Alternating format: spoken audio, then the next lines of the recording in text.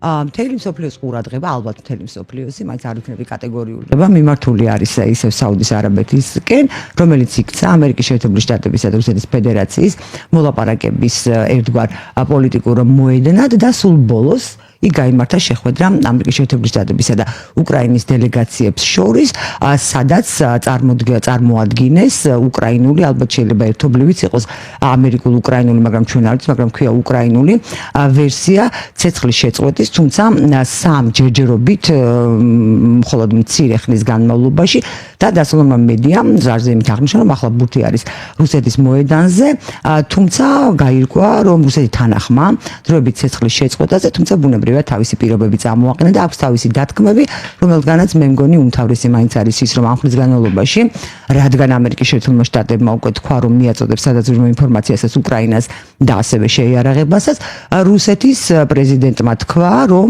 ამ ცეცხლის შეწყვეტის პერიოდში არ უნდა გამოაცხადეს უკრაინა მობილიზაცია და არ უნდა მიეწოდოს მას იარაღი. ტრამპმა უწოდა მრავლის მეტყველა და დამაიმედებელი, თუმცა არასრული, რა თქმა უნდა, პუტინის აი ამ შემთხვევით ნაბიჯს და ხოლმე დასავლური მედია ამბობს, რომ ხა ბურთი არის ვაშინგტონის მოედანზე. ჩემი აზრით საქმე გაცილებით მარტივად იმ თვალსაზრისით, რომ დღეს შევიტყვეთ მაგალითად, რომ უკრაინის ამერიკის შეერთებული შტატების დელეგაციებს უსაუბრიათ ტერიტორიულ დათმობებზეც, ატომური ელექტროსადგურის ბედზე, რომელიც უკრაინის ტერიტორიაზე და რომელსაც აკონტროლებს რუსეთის ფედერაციის შეერაღებული ძალები, ჯერათ ასევე სიმდიდრეებზე, რომელიც უკრაინის მიწის ქვეშ იმალება.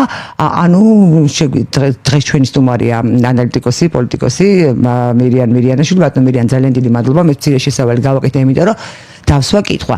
ანუ ეხლა რა სტადიისკენ მივდივართ ჩვენ ამ ეტაპზე, მოლაპარაკებები არანაკლებ რთული და ხანგრძლივია ხოლმე, ვიდრე საომარი მოქმედებები და შეიძლება ითქვას, ეხლა იწყება უკვე ესეთი აშკარა ვაჭრობა, აი ეხლა მიდის ხელების გადაგრეხვა თუ მიდის, იმიტომ რომ ყველა მხარე შეეცდება თავის სასარგებლოდ გამოიყენოს არსებული სიტუაცია და სხვა შესაძლოა მოლაპარაკებას შეხვედრას უკრაინისა და ამერიკის შეერთებული შტატების დელეგაციის შემდეგ პუტინის პასუხს რაღაცნაირად დაემთხვა კურსკში რუსეთის ჯარების წარმატება და პუტინმა თქვა, რომ ისინი თუმცა სამხედრო ექსპერტები იმთავითვე ამბობდნენ, მათი ნაწილი, რომ საბოლოო ჯამში მათ მოუწევთ ხაფანგში შეიძლება აღმოჩნდნენ საჯარო ფორმირებები უკრაინის, რომლებიც შევიდნენ კურსკის ტერიტორიაზე და პუტინმა თქვა, რომ ისინი არ უნდა დაგუნებდნენ, ან უნდა ვთქვათ ისინი დაიღუპებიანო, ესეც რაღაც უცნაურად დაემთხვა.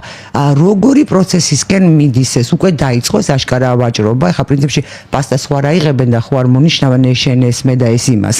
მაგრამ ფაქტია, რომ საბოლოო ჯამში ყველა პოლიტიკური გარიგება ასე სრულდება ხოლმე, რაოდენ სამწუხაროს უნდა იყოს ეს ჩვენთვის. ანუ თქვენ როგორ შეაფასებდით აი ამ მიმდინარე მოვლენებს, ვის რა პოზიციები აქვს და ვაჭრობის რამდენ რაუნდს ვარაუდობთ და ეხლა როგორია, ვინ რა ფსონს ჩამოვიდა და თამასა, ვინ რაზე დაბლა არ დაწევს და ვინ რაზე მაღლა არ აწევს. ну რეალისტები რო ვიყოთ, ეს ვაჭრობა, ასე ვთქვათ რა. თუ მას შეიძლება კორექტულია რომ ესევე უწოდოს სახელი ადამიანმა. რასაკვირველია, ეყრდნობა ძალთა თანაფარდობას. როდესაც გამოიკვეთა ამერიკის სურვილი, რომ კონფლიქტი იყოს კუპირებული, კაფიო სურვილი. რუსეთის რესურსები არ იძლევა იმის საშუალებას, რომ ამის რევიზია მოხდეს, გესმით, პრობლემა რაში. იმიტომ რომ ამერიკის ხელში არის მთელი რიგი ბერკეტები, ეკონომიკური, სამხედრო პოლიტიკური, ფინანსური და ასე შემდეგ, გეოპოლიტიკურიც. და რუსეთის ხელში რაც რესურსები არის, ფაქტობრივად უკვე არის გადმოდებული მაგიდაზე. კი ბატონო. იმას ვერც მეტი დაემატება და სავარაუდოდ არც გამოაკლდება არაფერი მომენტალურად. სანქციები, რომელიც რუსეთზე იყო დადებული ბაიდენის ადმინისტრაციის მხრიდან, ამათი კუმულატიური ეფექტი მიმდინარე ყოველთვიური, ასე ვთქვათ, გადასახედიდან არის 10 მილიარდი დოლარი. ან 10 მილიარდი დოლარით რუსეთის ეკონომიკას ყოველთვიურად ბაიდენის სანქციები ასუსტებდა. ჯამში ეს არის 110-120 მილიარდი დოლარი. წელიწადში, როდესაც 2023 წლის ზაფხულში ეს ზარალი აიყვანეს 150 მილიარდზე, რუსეთმა დაიწყო მკაფიოდ გამოფიტვა და უკრაინა გადავიდა შეტევაზე. შემდეგ როდესაც ძალთა ბალანსი უნდათ რომ გაეთანებრებინეთ, იმიტომ რომ კიევის რუსეთის მაგივრად არც ის მოსკოვის რუსეთის მაგივრად კიევის რუსეთის არავის არ ჭირდება, ხო ხვდებით ახლა თქვენ. იმიტომ რომ მოსკოვის გარშემო იქნება კონსოლიდირებული ეს სივრცეები თუ კიევის გარშემო ეს დამოკიდებული იქნება ამ ომში წარუმატებლობაზე და ესეთი ფინიში არავის არ აწყობს. და არც რუსეთის ჩამოქცევა აწყობს არასოდეს ამერიკას, იმიტომ რომ ევრაზიის ცენტრში პოლიტიკური ვაკუუმი, რომელიც უნდა გადაიფორმოს მე ჩინეთმა, იაპონიამ და ვიღაცა მილიონმა ვიღაცა შიდა ომები ატყდება, შიდა ომები ატყდება, ამიტომ თუ ჩვენ ისტორიიდან მივადებნებთ თვალს, რუსეთის მთლიანობის შენარჩუნებაში ამერიკას სავარაუდოდ კიდე რუსეთზე მეტი როლი აქვს.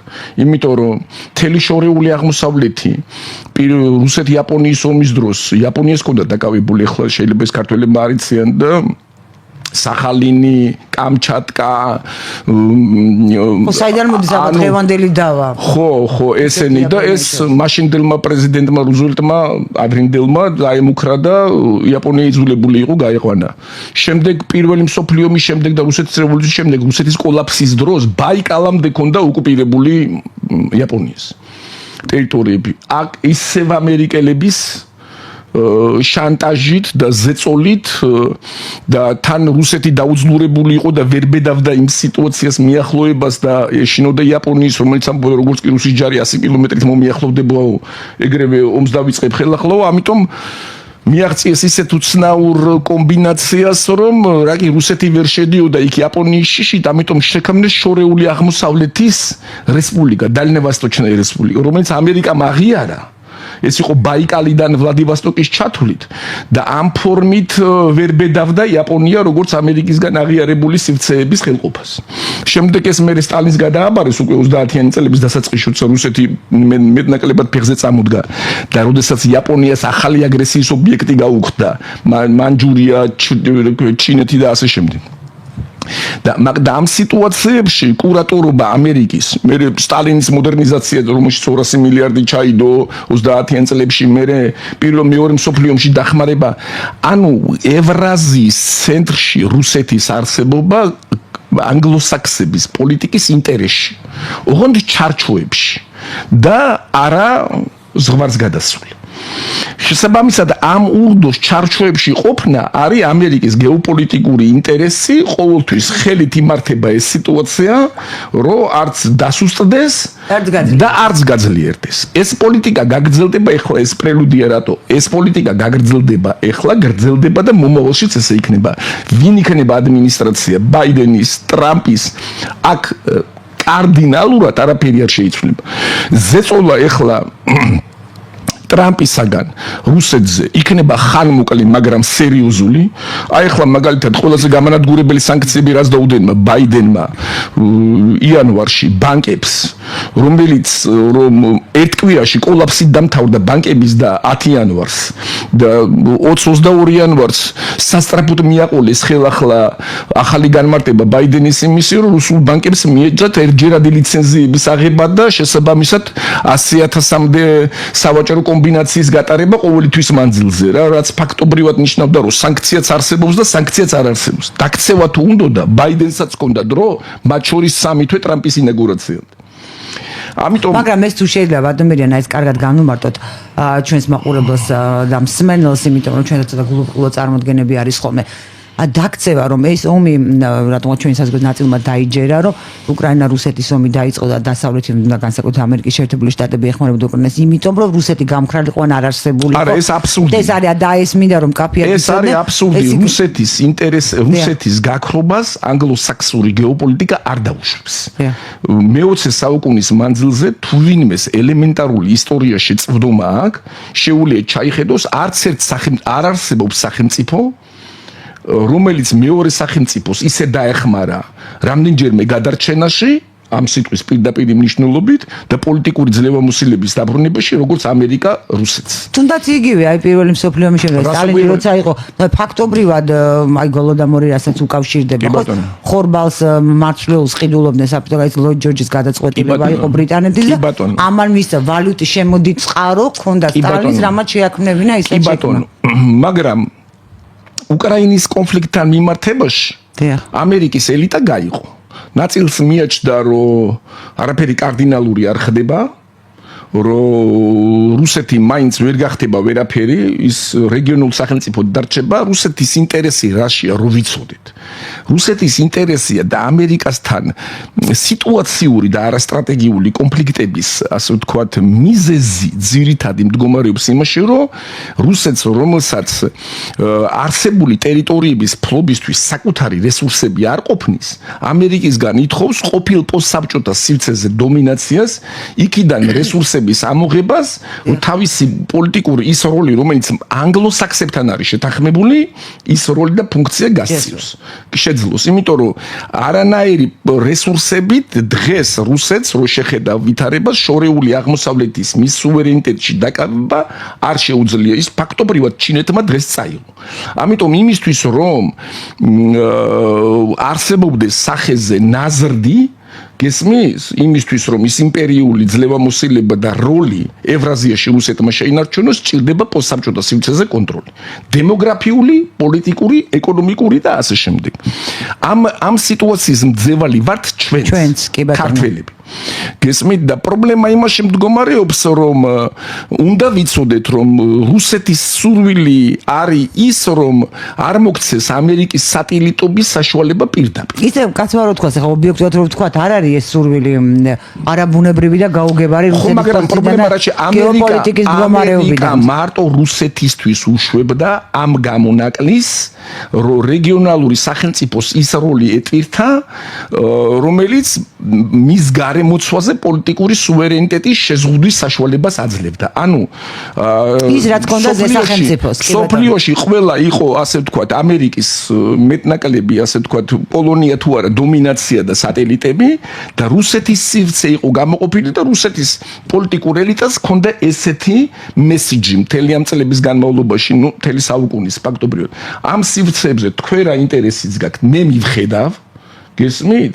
და იმის გარდა ამათ მე რას და როგორ, ასე ვთქვათ, დაუწესებ ვალდებულებებს, ამაში ნუ ჩამერი. გესმის? ამერიკა მარტო წლების განმავლობაში არაფორმალურად აღიარა რუსეთი ამ როლში. არც იაპონიას, არც გერმანიას, არც თურქეთს, არც ბრიტანეთს, არც საფრანგეთს, ყველას იმპერია დაანგრია ანგლოსაქსებმა. ანუ ომის მეშვეობით თუ ფინანსურად და ეკონომიკურად გესმით? ყველა იმპერია გააქრო. ერთადერთი რუსეთს შეუნარჩუნა უფლება, იმიტომ რომ ეს კარდინალურად მის ინტერესში იყო და სხვანაირად რუსეთი ვერ იარსებებდა. ხო, ეხლა რა შეიცვალა? ამ კონკრეტულ სიტუაციაში მსოფლიო პოლიტიკამ და მათ შორის ანგლოსაქსურმა ჩამოიყალიბა ესეთი ხედვა. იმისთვის რომ ეს კონფლიქტები მორჩეთ, რომელიც აღარაბის ინტერესში აღარ არის, გესმით რა შესაქმე. კონფლიქტები ჩამოთვალოთ კონკრეტულად რაზეა ლაპარაკი, მხოლოდ უკრაინაზე, აღმოსავლეთი, კი ბატონო. ცხელი კონფლიქტი უკრაინაში და პოტენციური კონფლიქტები კავკასიაში და შუა აზიაში. ხო, ეს სამი ცენტრი, რომელიც თანმდებად უნდა მოყოლოდა უკრაინის ამბავს. უკრაინის კონფლიქტში რუსეთის გამარჯვებას. იმისთვის რომ რუსეთის გამარჯვებას თუ დამარცხებას? არა, გამარჯვებას, იმიტომ რომ რეინტეგრაცია უნდა და ამ სივრცეების რა საქართველოზე პოლიტიკური გავლენა ხო აქვს მოპოვებული რუსეთს დღევანდელი მდგომარეობით. მაგრამ ეს გავლენა მისთვის საკმარისი არ არის, გესმით რა შეასაქმე. იმიტომ რომ სხვანაირად მოდელი სხვადასხვა ვერ იქნება პოსტსაბჭოთა სივრცეში. მოდელი უნდა იყოს ერთი. როგორც საბჭოთა კავშირი იყო ერთი მოდელი პოსტსაბჭოთა სივრცის ფლობის, როგორც რუსეთი იყო ერთი მოდელი და ეს იყო შუა აზიაშიც იგივე მიდგომა, კავკასიაში ხო. ვერ იქნება იმპერია ასიმეტრიული ვერ არსებობს. რუსეთის იმპერიას ორი გამონაკლისი ჰქონდა, ფინეთი და პოლონეთი. რომელშიც ფულის ერთეულებიც იყო, ცალკე, ანუ ფინეთის საჰერცოგო და პოლონეთის სამეფო ცალკე ფუნქციონირებდნენ. შიდა ეკონომიკა ჰქონდათ, ფულადი სისტემა საკუთარი ჰქონდათ, კანონმდებლობა საკუთარი ჰქონდა. უბრალოდ უნია იყო და რუსეთის მეფე იყო იქ ჰერცოგით და იქ. და ესეთმა სიტუაციამ არ იმუშავა და ერთ-ერთი წინაპირობა იყო დაშლის ასიმეტრიულობა. უნიფიკაცია იყო საფუძველი განახლებული რუსეთის იმპერიის თანაბრად შეზღუდები ჰქონდა ყველას. და ამჟამადაც იგივე უნიფიცირებული მოდელი უნდა რომ ყველას მოახვია უნდოდა. მაგრამ რა კი ეს აღარ გამოდის. და რუსეთს რა კი ძველი სივრცის რეინკარნაციის რესურსი აღმოჩნდა რომ არ აქვს. არც მობილიზაცია და არც იმით. გამოვიდა რომ ომი არის, რომელშიც იხარჯება ამერიკის სახსრებიც. მათ შორის რუსეთის სახსრებით, სხვების სახსრებით და შედეგი არ არის, იმიტომ რომ ტუპიკია, გაიგე? და ყველაზე მთავარი აქ დაიხოცნენ ადამიანები.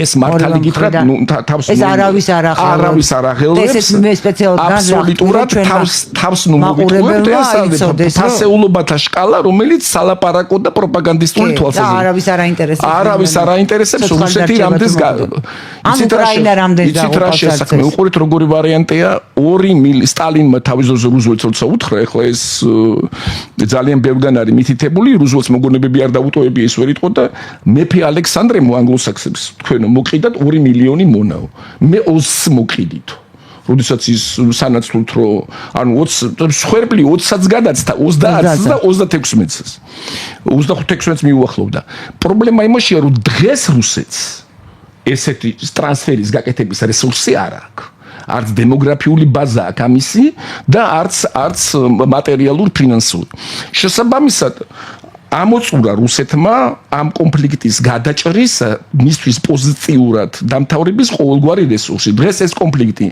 უბრალოდ ფინანსური ორმოა და ერთი წლის შემდეგაც იგივე საზღვრებში იქნება დაახლოებით, იმიტომ რომ ბოლო წელის განმავლობაში რუსეთმა დაიკავა ამ დიდი ომების შედეგად ბჭყალებში 2200 კვადრატული კილომეტრი, ეს არის დაახლოებით იმდენივე, რამდენიც არის ახმეტის რაიონი.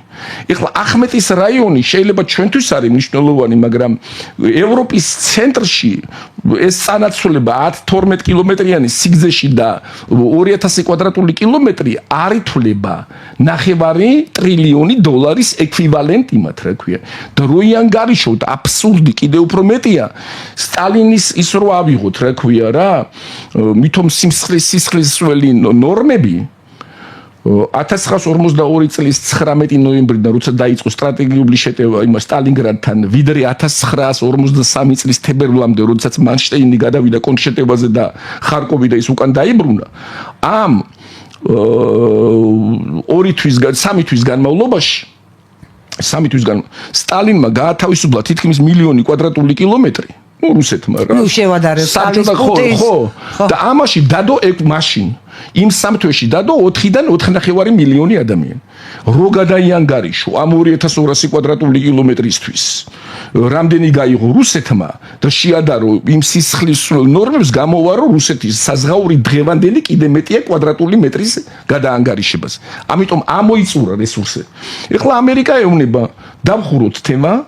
გესმით და როგორ დავხუროთ რა ამერიკის ელიტაში ჩამოყალიბდა მკაფიო ცნობიერება მოდი რა ეს ხო დავახო რესურსებისთვის არის რა თქმა უნდა მოდი ამ რესურსებს ტორს დავადებთ ახლა შეიძლება ეს ადრეც დავარაუდები იყო რა თქმა უნდა მეც ესე ვფიქრობ რომ ადრეც იყო ამერიკისგან თორე თვითონ რუსეთისთვის რა თქმა უნდა ამერიკისგან ხო ნავარაუდები იყო გამოეფიტათ რუსეთი მე მოსულიყვნენ ავანსცენაზე თქვენ ეს ყველაფერი ჩვენია და როდესაც ეს ჩვენ ყველა თქვენ დამარხეთ თქვენი მკვდრები ხო თქვენ დამარხეთ თქვენი მკვდრები მიხედეთ საკუთარ თავს ღმერთმა ხელი იომეთ მე რა რო იომეთ ეხლა მოვიდა შერიფი ვინჩესტერი და იმით რა ქვია გესმით ხო და ხო არა აქამდე ეს შერიფი შერიფობდა მაგრამ ვერტუხაი ასე ვთქვათ გოპნიკი რუსები გაიძახოდნენ რომ ამ ბარაკებშიო შერიფი არ შემოვაო აქ ბარაკებში ჩვენი წესრიგი რო დავამყაროთ ეს თბილისის შემოგარენში იყო მათ შორის სპორტის სასახლე ის უკან 70-იან წლებში ბარაკები და იქ მილიცია ვერ შედიოდა ხოლმე ხშირად.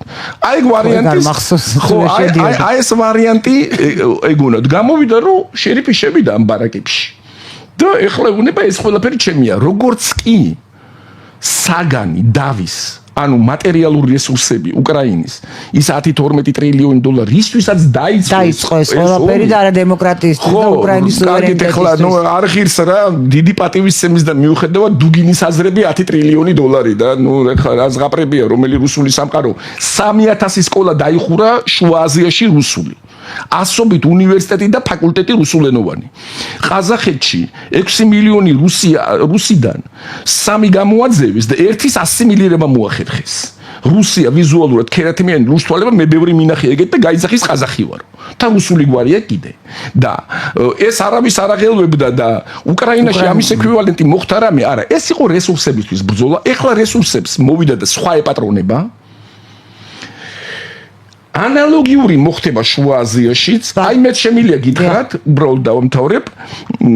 იგივე სახის ხელშეკრულება ფარულად მზადდება ყაზახეთსა და უზბეკეთთან და რუსეთს იქაც მოესპობა ომის საბაბი და თუ ეს არის ნორმა პოსტსაბჭოთა სივრცეში რუსეთის მორჯულების გესმით რა შეასაქმე იმიტომ რომ საგანი დავის მიდის და თურმე რა გაირკვა რომ უკრაინისგან როგორც მეპატრონისგან იღებენ ამ მეტალებს გესმით და მათ შორის ეს დავა როგორც მე მაშინ წინა იმაში ამ თვენახევრის უკან გითხარით ეს ეხება იმ ტერიტორიებზეც განლაგებულ მეტალებს რომელიც რუსეთმა დაიკავა კი ბატონო იმიტომ რომ იმის მეპატრონიც ამერიკა გამოდის და იქ სენატში მე ვუყურებდი პირდაპირ იმას რომ აბა ერთი შევალთო და ერთი რუსებმა გაბედონ და გითხრენ არაო ხო და ესე იგი გიომია არ გიომია რაც დაგიკავებია თურმე მაინც ამერიკის არის ამ ლოგიკიდან გამომდინარე თუ ეს ნორმა ვრცელდება შუა აზიაზეც და კავკასიაზეც აი კავკასიაზე აუცილებლად ესე იგი რუსეთის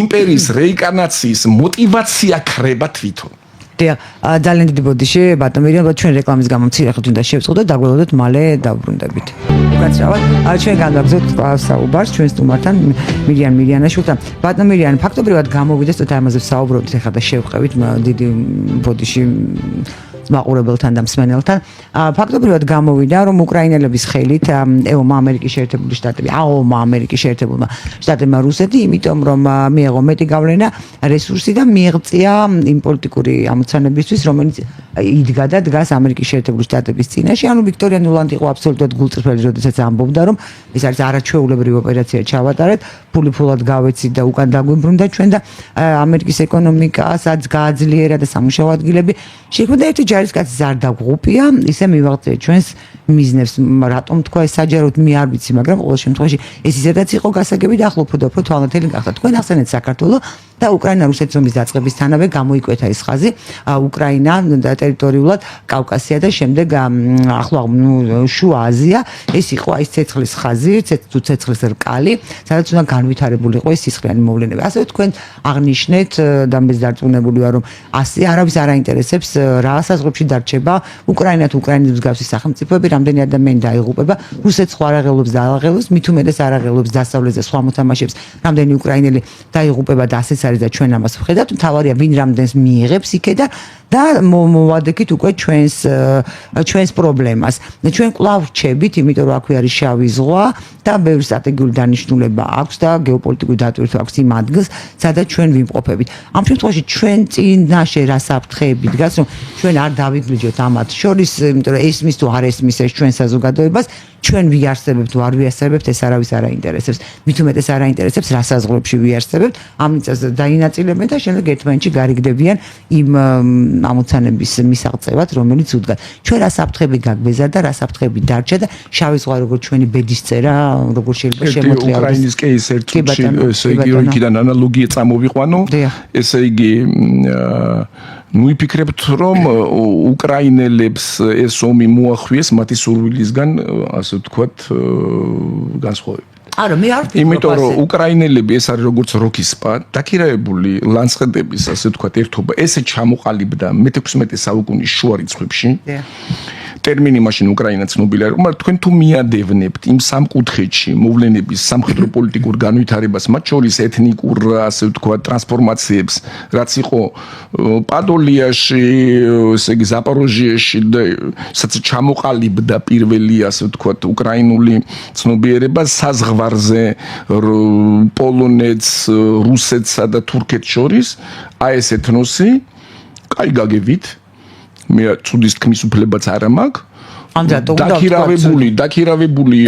დაქირავებული ომობდა იღებდა ომის საფასურს თურქების მხარეზე რუსების წინააღმდეგ რუსების მხარეზე თურქეთის წინააღმდეგ პოლონეთის წინააღმდეგ ესე ვინც ქირაობდა ანუ ის რაც ახლა მოხდა უკრაინის ტერიტორიაზე ეს უკრაინელებისთვის სტატუსის და რანგის აწევაა და არა დაწევა გესმით პრობლემა რაშია რუსეთმა უკრაინული ეთნიკა და უკრაინული სისხლი თავის ომებში გამოიყენა მრავალგზის გაცილებით იაფი გეოპოლიტიკური საფასური ამერიკამ და დასავლეთმა უკრაინას იმ როლში რასაც კაპიკებად ქირაობდა ბოლო პერიოდში რუსეთი უკრაინელებს გადაუხადა შეიძლება ითქვას 100 ჯერ მეტი ესე ვთქვათ, უკრაინის რაღაც გარკვეულ ელიტას, რომელმაც სასაკლაოზე წაიყვანა ხალხი დიადი იდეებით, რომ იცავენ დემოკრატიას. მოდით ესე დავიწყოთ, რა სასაკლაოზე წაიყვანა რუსები უკრაინელებმა კი არა რუსებმა და ომი ძირითადად არის რუსებს შორის. როგორ მოხდა ეს, ამაზე ჩვენ შეგვიძლია ვისაუბროთ, ეს ცოტა ფუნდამენტური და ძალიან ფაქის ინსტრუმენტების რეალიზება. მაგრამ მინდა განმარტო, რუსეთმა წაიყვანა ორჯერ 2-4-ია. ფაქტობრივად ომი ამჟამად ეს 3 წელიწადი მიმდინარეობს რუსებსა და უკრაინელებს შორის კი არა. რუსებსა და აღმოსავლეთ უკრაინელ რუსებს შორის. ფრონტის საზღვარიც მანდ გადის, აპალჩენის დიდი ნაწილიც მანდ არის. აღმოსავლეთ უკრაინელი რუსების საკადრო შემადგენლობა ოფიცერთა კორპუსში და სერიოზულ იმაში თანამდებობებზე ადმინისტრაციულ ჯარში შეუდარებლად დიდია.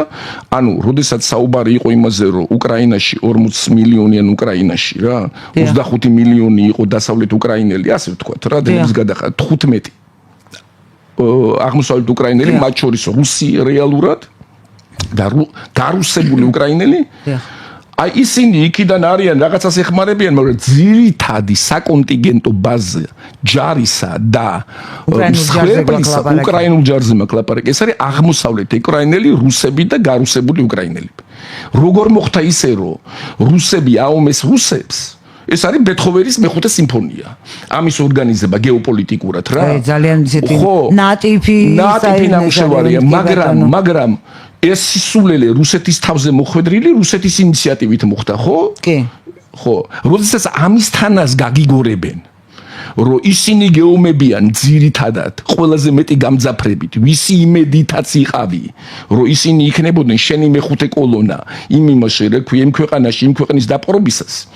რაღა რესურსებზე უნდა ვილაპარაკოთ. ეს სიბრიყვეა რუსეთის იმპერიის და რუსეთის არა, ამისთან რაღაცას რომ გაგიგორებენ, ეს ერთდღიანი სიბრიყვე არ არის. ეს ნიშნავს, რომ ეს ნიშნავს, რომ ღრმად შემოღწეული არის შენ უშიშროების აპარატში, ამაში აბსოლუტურად ილუზორული რეალობები შეგიქმნეს, ომი დაგაწყებინეს სულ სხვა რეალობებში გეგონა თავი და სულ სხვა. აქ სულ სხვა რაღაც. ეხლა რაც შეგვეხება ჩვენ. დიახ. საქართველოსთან მიმართებაში გავრცელებული იმისგან მიუხედავად მე კარგად ვიცნობ რეალობას. საქართველოს ომში ჩაბმა ანგლოსაქსონებს რომ დომებოდათ, საქართველოს პოლიტიკურ ვითარებას სხვანაირად მოამზადებდნენ. ანუ იტყუება ხელისუფლება. არა, ხელისუფლებას კი არ იტყუება, ხელისუფლება იმ სურვილებს ახმოვანებს, რომელიც ცალკეულ ჯგუფებს ჰქონდათ ამერიკის მათ შორის ელიტაშიც და დასავლეთის ელიტაში განსაკუთრებით. დასავლეთის როგორ? აღმოსავლეთ ევროპის ელიტაში. აღმოსავლეთ ევროპის ელიტას რასაკვირველია უნდა და აქ მეორე ფრონტი. მაგრამ ანგლოსაქსების კარზე იმათ აზრს არ კითხულობს რეალურად არავინ. შეიძლება ელჩმა თქვა რაღაცა, შეიძლება ვიღაცამ თქვა რაღაცა, მაგრამ ამერიკის სამხედრო პოლიტიკურ ხელმძღვანელობას საქართველოს ომში ჩაბმა რომ დომებოდა, შეძლებდა იმ ბერკეტების ამოქმედებას და მოამზადებდა ამ ქვეყანას სხვანაირად. გესმით? ამჟამად ჩვენ ვართ ისეთ რეალობებში, რომ რუსეთი გავლენები გვიგრძალავს ჯარის გადაიარაღებას, ჯარის მოდერნიზებას. ერთადერთი ქვეყანა ვართ, რომელშიც ფაქტობრივად ჯარის მოდერნიზაციის პროგრამები არ არსებობენ. სამხედრო აქტივობა გვიგრძალება არა მარტო რუსეთის საზღვარზე, არამედ სომხეთის საზღვარზე, თურქეთის საზღვარზე, აზერბაიჯანის საზღვარზე. გადათხრილი არის სომხეთ-აზერბაიჯანის ტერიტორიები საქართველოს საზღვართან მიმდებარედ. აზერბაიჯანს 5 წელიწადია საქართველოს საზღვარი საერთოდ ჩაკეტილი ქონდა სახმელეთო. კი ბატონო, როგორ ფიქრობთ ამას როდის აკეთებენ? როდესაც სამხედრო აქტივობა არ უნდა რომ იქ ვინმე ვნახოს. რა თქმა უნდა. გამლელმა და გამომვლელმა. ესე იგი ყველა ემზადება სამხედრო თვალსაზრისით ჩვენ წინააღმდეგ მათ შორის. და ჩვენ რაღაცა ძალა სამხედრო აქტივობის რეალიზებას გვიგრძალავს. თქვენ ფიქრობთ ეს ზალა შიგნით არის თუ გარეთ? ეს ზალა გარედან დაკვეთებით არის და შიგნით რეალიზატორები არა, მე გულთხოვ დაკვეთი ამ შემთხვევაში. ამერიკის როლი არის პასიური ზედმეტად საქართველოსთან მიმართებაში რუსეთის ამერიკელების დამოკიდებულება საქართველოს თემას ვეხები რა თქვენ დასმოთ. კი ბატონო, დი. რა არიცით ეხლა როგორ აი იგივე რაც არის ის მეტალებთან და იმასთან და შუა აზიაში და იმაში. იგივე ცოტა ხანში დაგვიდებენ აქ მაგიდაზე. გვეტყვი ცოტა ხანში არის შეიძლება ცოტა მოგვიანებით, მაგრამ რუსეთის მორჯულების შემდეგ. და როდესაც პრეტენზიებს წამოგიყენებენ ამერიკის ელიტა და მანდეთკენ მიდის საქმე, იმიტომ რომ მე აქ თქვენთან სტუდიაში ვამბობდი, რომ არავითარი ლეგიტიმაცია არ იქნება. რომ ბაიდენის ესტაფეტას ეს ადმინისტრაცია გადაიღებს, აქ რო ეძახიან deep states გაანადგურებდა ტრამპი, მაგ ილუზიებში ნუ გავაგრძელებთ ყოფნას, არავითარ deep states ტრამპი ვერ გაანადგურებს, არათუ არ გაანადგურებს, იმიტომ რომ ამერიკის ელიტაში ტრამპიზმი წარმოიშვა deep state-ის, ასე ვთქვათ, იმით, რა ქვია რა, ხელშეწყობით და იმათი თანადგომით მოხდა მისი ხელისუფლების სათავეში მოხდა. ამერიკის ელიტამ უბრალოდ გადაწყვიტა, რომ დადგა მომენტი, როდესაც რბილი ძალა საკმარისი აღარ არის და მსოფლიოს ძალა უნდა აჩვენონ იმისთვის, რომ შეაჩვიონ კიდე ახალ მსოფლიო წესრიგზე გარკვეული პერიოდი, იმიტომ რომ ის წავიდა, რა ქვია, რუსები რო იტყვიან რა, მოძრაობები არასასურველი, ბრაჟენი. ეხლა ძალის ჩვენების მოდელი ტრამპიზმის ფორმატში იქნება პრესად ყველაზე მათ შორის ჩვენზეც. ჩვენ შეიძლება წამოგვიყვანო მთელი რიგი პრეტენზიები. ხო და რა პრეტენზიებს გულისხმობთ კონკრეტულად? ხო შეიძლება რომ გითხრან როგორც უკრაინას ეუნებიან 6 მილიარდი ხო დახარჯა ამერიკამ საქართველოს შენარჩუნებაზე სხვადასხვა პროგრამებით. ჩვენები კი გაიძახიან არასამთავრობოსაც აფინანსებდა იმას, მაგრამ იმის ტრამპის სახელით წამოგიყენებენ 6 რო არის, ტრამპი 10 გეტყვის. ხო ლოგიკა ეს არის. 350 ხო რა თქვა 300 ხო 500 საიდან მოვიდა რა და გეტყვის ეს ფული წაიღე, სად წაიღე? ეხლა ეს 10 მილიარდი პროცენტებით 20 მილიარდია.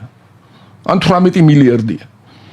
გადაიხადიან შენ ტერიტორიაზე ისინი მომეცი. თუ რა გამოვა? რა შეიძლება უნდადეს ჩვენ ტერიტორიაზე? იცით რა შეეს საქმე? მე ხო ერთი პატარა კითხვას დაგისვათ, საკმაოდ საინტერესოა. თქვენ ისე როგორც დანარჩენმა ქართველობამ თქვენ კი არ გაკნინებთ, პატივს გცემთ მიუხედავად ამისა, კითხვას გისვათ.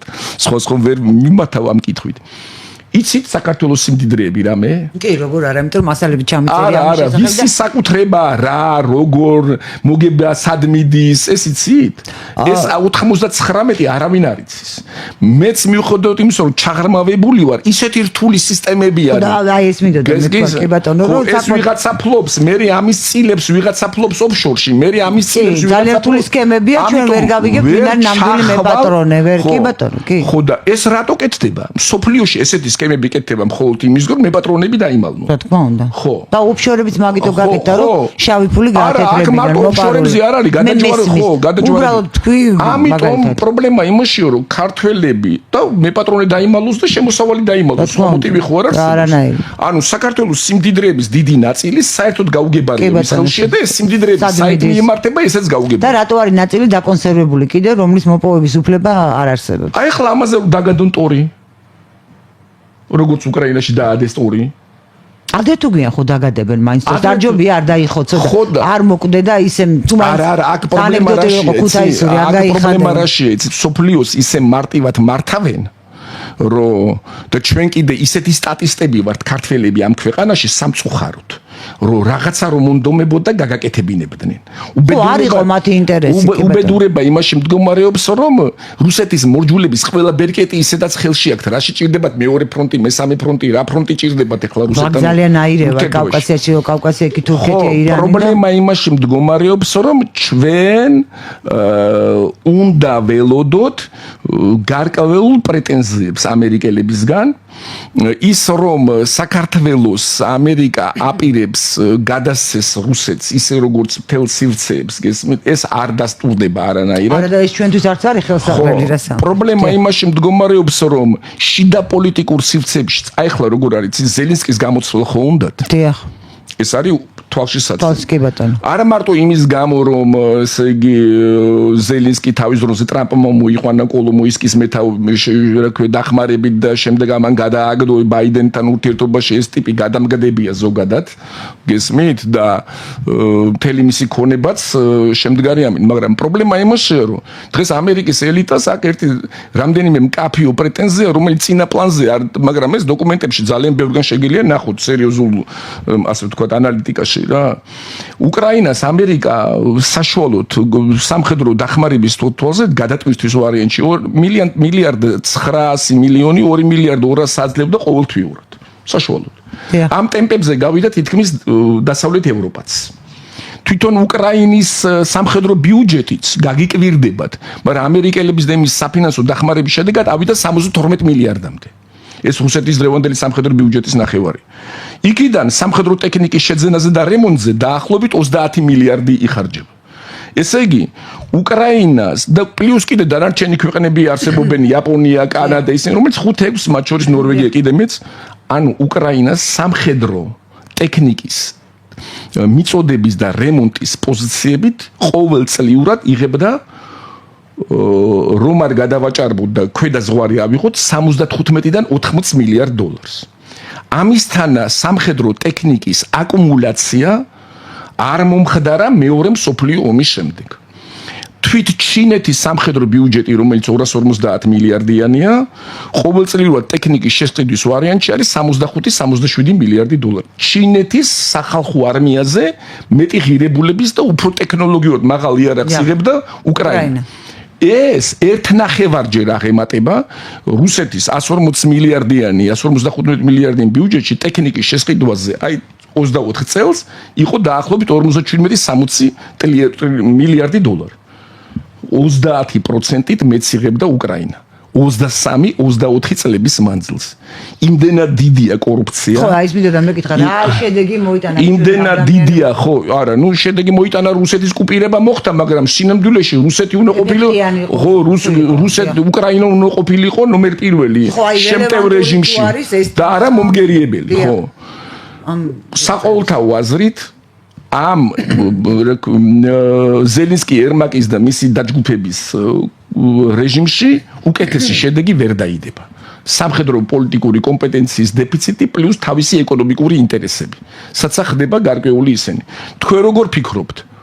ვისი 30 ის 10-12 ტრილიონი დოლარი იშვიათი მეტალების საბადოები ვის საკუთრებაში ამჟამად თქვენ გონიათ არ არსებობს იმას მისაკუთრი არ ხარ? ხო, ეს სულ მაინტერესებდა მეკითხა. ეს არის ზელენსკის და ერმაკის გარემოცვაში და მეორე და მესამე და მეოთხე SBU-ს მიერ მოყვანილი ხალხის სახელზეა გადაწერილი, მათ შორის ერთი ტიპი არის სახელად და გვარად მითხრა ერთმა ტრამპისტმა უკრაინელმა საკმაოდ დაწინაურებულმა ახრანიკად არის იმაში, რა ქვია რა, დნეპროპეტროვსკში ერთ-ერთი საქმიანი ეზოსი ტიპის აღზე დაწერილი არის 2 მილიარდი ქონება და რო დაურეკო იქით ვერ გადმოგიერიკავს, იმიტომ რომ ტრაფიკი არაა კანგარიჟზე.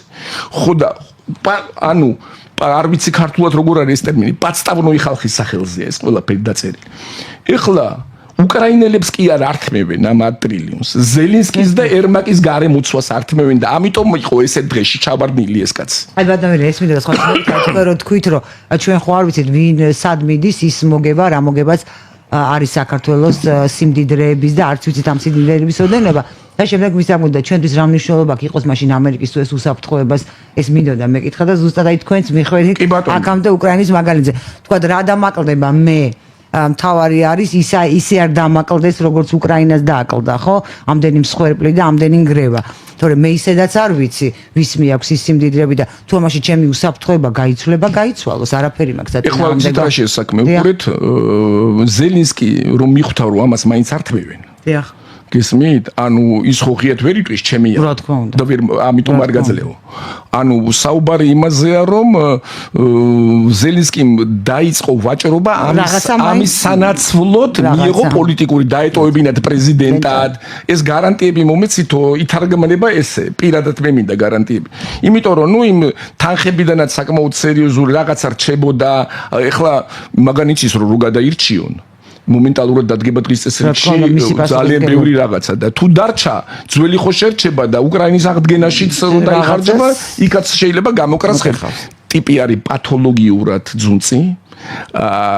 ის 200-220 მილიონი დოლარი რო აქ პირად იქონება, კაპიკი არ გადარიცხა თვითონ საკუთარი ქვეყნის თავდაცვის ანგარიშში. მისი გარემოცვის არც ნათესავი და შვილი ხომში არ წავიდა, ამაზე ხო არ არის საუბარი. უორენ ბაფეტის შვილმა გადაიხადა 500 მილიონი დოლარი. და უამრავმა ადამიანმა, კერძო ბიზნესმენმა უკრაინის დაცვაში შერო 200 მილიონი დოლარი გაგდა, კიდე ხელებს რო აფათურებ. ბიჭო, 1 მილიონი გადააგდე, მაგრამ არა პათოლოგიურად არ შეუძლია ადამიანს საკუთარ ჯიბეში ხელის ჩაყოფა და თემსოფლიოში მათხოვარივით დადიოდა რა. და ამიტომაც უპირებენ მოხსნას. ეხლა დღის წესრიგში დგას ესეთი დაპირისპირება, ანუ გავლენიანი სენატორების ჯგუფს უნდათ პარაშენკო, აი პარაშენკო გამოჩნდა ავანს სცენაზე გვაქვს კიდე ჩვენი აქ არის ლინცი გრემის რუბიოს და იმის ინტერესი ესენი თვლიან რომ პარაშენკო ყველაზე კარგი ვარიანტი იყო თუმცა მას კი ხელზე იხობს იმ ვარიანტს რომ მაშინო ტრამპს ეუნება თქვენი დავალება პარაშენკომ არ შეასრულაო და იძულებული გახდნენ პარაშენკო და რა გარანტია აქვს რომ მომავალ დავალებებსო შეასრულებსო და მასკს ვიღაც ყავდა თავისი ინჟინერი ასე ვთქვათ უკრაინელი იქა და იმას ტენიდა და მაგრამ ეხლა გაირკვა რომ სტრელკები გადმოიტანა ტიმოშენკოზე ამიტომ ფაქტობრივად ეს დაპირისპირება ლამის ხუბში უარყოფითი ბრალდებები ტიმოშენკოს ფსონი არის ხო ტრამპ იმის მასკისგან ხო და ნუ ფაქტობრივად ამერიკის ელიტაში დღეს არის დავა ანუ ეს რუბიოს და სენატორების ჯგუფს რომელიც ძალიან გავლენიანი არიან და კი ტრამპს ხავს 1-12 სენატორი თავისი პირადად ვინც გაიყვანა მაგრამ ეს რესპუბლიკური ელიტა დაახლოებით 27-38 სენატორს აკონტროლებს და ეს ტრამპისთვის არის ყველაზე მნიშვნელოვანი პოლიტიკური დასაყრდენი. ტრამპი ამათ ვერ ჩაეხსნება. შესაბამისად, იგივეს ექსტრაპოლაცია შესაძლებელი იქნება თუ ჩვენ იგივე კეისი ვართ და პოსტსაბჭოთაში თუ უზბეკეთს აპირებენ მიადგნენ იგივე პრეტენზიებით როგორ იგივე იმით რა ქვია კეისი და რუსეთს ასევე ჩაუხსნან პრეტენზიები შუა აზიაშიც ლოგიკა ხო იგივეა და მე მწვდება გარკვეული ინფორმაციები რომ საქართველოსთან მიმართებაშიც იგივე იქნება. ესე იგი საქართველოსთან მიმართებაშიც ფაქტობრივად იმ ოფშორების 90%-ის უკან რუსები როდგანან იმათი დაბომბვაც იქნება ნავარაუდები ამ კონტექსტის პირობებში და აქ საუბარი არის სავარაუდოდ ვიზე იქნება აქცენტი უკვე საქართველოში პერსონალური თვალსაზრისით. თუ ბიძინა ივანიშვილის როლი ამ ახალ გადალაგებაში ამერიკელებმა დაინახეს რომ დადებითია უარყოფითია ხო დადებითია დატოვება გადაწყვეტილებები იქნება მომენტალურად ხისტი რა თქმა უნდა აქ ახლა ძალიან ბევრი ოპოზიციონერი რომელიც ქუჩის აქციების ხელზე დახვევას ცდილობს სინამდვილეში ცდილობს ამერიკის რა თქმა უნდა აქ დიდი ფულის ამბავია ელიტასთან მისასვლელ გზებს რომ მე შემიძლია აქ ერთადერთი რამე არის განახლების ის მოდელი რომელიც სალომე ზურაბიშვილთან იყო საზოგადოების გარკვეულ ცნობიერებაში ასე ვთქვათ იმპლანტირებული არ ხდება იმიტომ რომ ამერიკელებს არ ცუდ ფრანგული გავლენების გაძლიერება საქართველოში და კავკასიაში გესმით ამიტომ აქ უნდა უყუროთ კარგად რამე არ მოხდეს ისეთი რომელიც რომ სიტუაციურად შეუქცევაც გახდის პოლიტიკურ პროცესს კი ბატონო. ბატონო ძალიან დიდი მადლობა, ძალიან საინტერესო იყო სამწუხაროდ ჩვენი დრო პირველი ნაწილის გადაცემის ამოიწურა, მაგრამ მე იმედი მაქვს რომ ჩვენ მცირე ხანში შევხვდებით ერთმანეთს და მოვლენებიდან ელვის უსწრაფაზეად ვითარდება. კიდევ ერთხელ დიდი მადლობა. ჩვენ რეკლამის გამო უნდა შევწყვეტოთ გადაცემა, დაგველოდოთ რამდენიმე წუთში დავბრუნდებით მეორე სტუმართან ერთად.